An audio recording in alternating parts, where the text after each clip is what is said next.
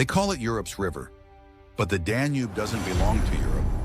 It belongs to time, to stories whispered in castles, to songs sung in exile, to the invisible threads that have bound peoples together for centuries, despite everything that tried to divide them. The Danube begins humbly, just two small springs in the Black Forest of Germany, trickles, really. Water so clear you can see each pebble beneath. But those trickles grow, they merge, and the river becomes a presence, a rhythm, a memory moving eastward through 10 countries, 4 capital cities, dozens of cultures, thousands of years. Germany, Austria, Slovakia, Hungary, Croatia, Serbia, Bulgaria, Romania, Moldova, Ukraine. No other river on earth flows through so many nations. And yet, the Danube isn't just a border.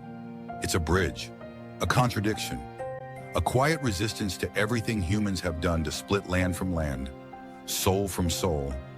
It has witnessed empires rise and fall. Rome, Byzantium, Ottoman, Habsburg.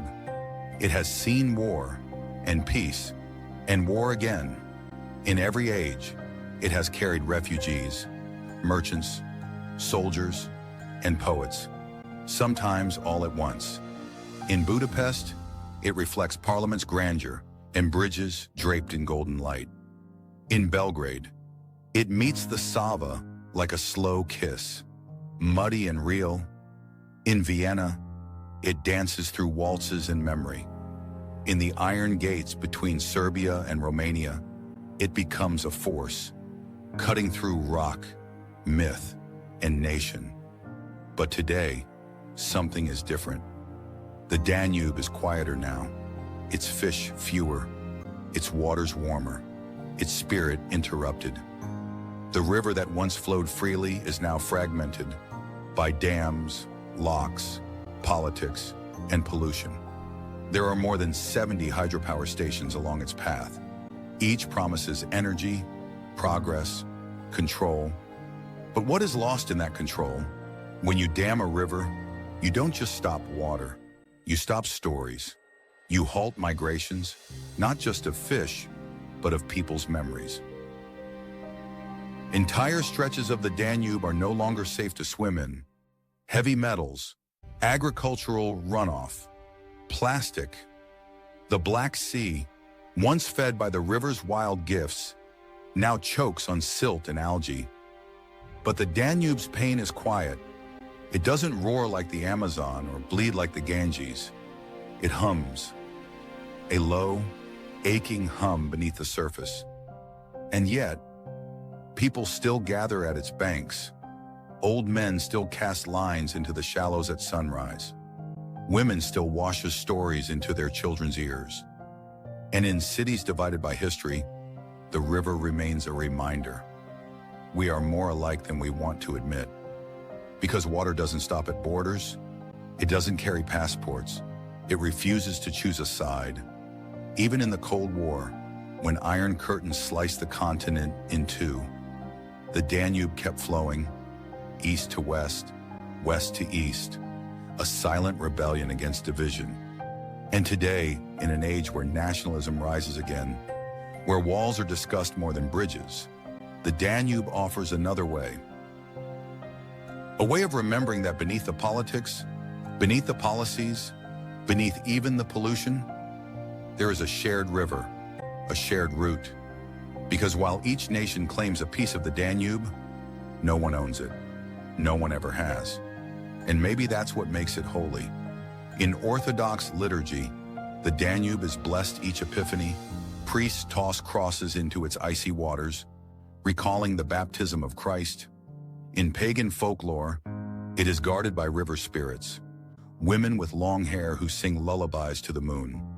In folk songs from Serbia to Slovakia, it is a lover, a witness, a home. And when someone says, "I grew up by the Danube," they aren't just naming geography. They're naming a way of being, a way of listening, a way of letting the water carry what language never could. But will the Danube survive this age of noise? Climate change threatens its flow. Glaciers that once fed it shrink each year. Snowfall patterns shift. Floods come unpredictably.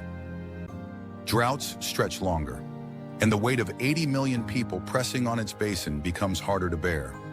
Yet somehow, it still moves. Not just physically, but emotionally. The Danube still inspires artists, still draws pilgrims, still teaches silence to those who walk its banks without needing answers. Maybe that's its greatest lesson, that you don't need to conquer something to understand it, that you don't need to own it to love it, that the deepest power lies in movement, in continuity, in allowing something to exist, even when you don't fully understand it. So here is the elegy. The Danube may be divided by borders, but it is not divided in spirit. It flows through languages, histories, wounds, and songs, binding them gently, like a lullaby sung to a continent that has forgotten how to rest. And if we lose it, not just the water, but the meaning, we lose something irreplaceable.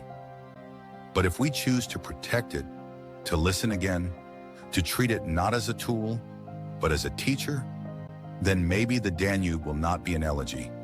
It will be a hymn for unity, a hymn for memory, a hymn for everything that still flows beneath what divides us.